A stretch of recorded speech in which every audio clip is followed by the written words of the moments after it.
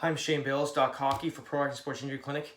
I've been getting a lot of questions about orthotics, how to make sure that you have the proper casting of an orthotic, and I'll give you 3 ways to kind of test that to make sure that the orthotic seems to be fitting properly and there's not going to be a huge break-in period or something that's causing you discomfort as you wear it more and more throughout the days when you first get it.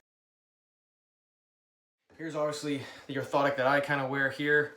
All right, so I have an overpronation. Usually people get it for overpronation or high arches, and you're having usually pain in the foot, plantar fasciitis, metatarsalgia, things like that, even a lateral pain, foot pain. So first thing we'll get here, change a little of the angle there. Good. So you want to check that the orthotic, when I'm first standing up here, you can probably see in my foot here, okay?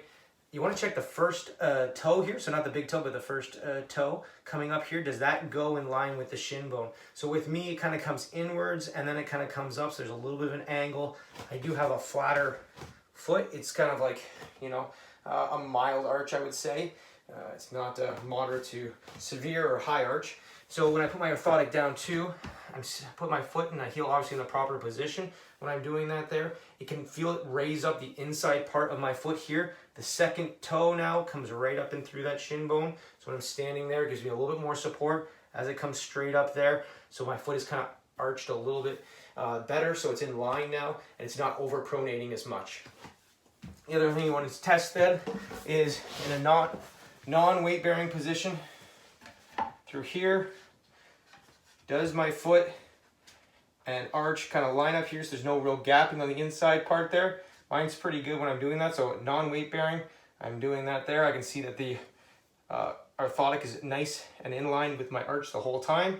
And the other one you want to do too is where you're bringing the foot upwards. So as I bring the foot upwards like this, does it stay in line with my arch as well? And you can see here how it stays pretty well in contact the whole time. High arches is going to be even more important that the contact is there the whole time, so there's no gapping, because what you're trying to do with that is you're trying to actually put contact throughout the whole arch. So when the contact is there the whole time, it disperses all the forces along the whole arch rather than just the 2 spots, like near the base of the toes and near the front part of the heel, because that's where a lot of people get pain when they have high arches as well.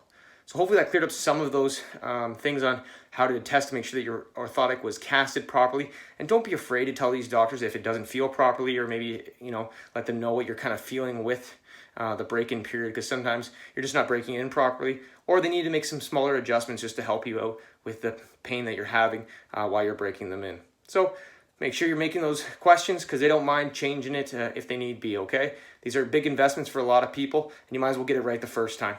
Take care, and remember, improve yourself with home health. Bye for now.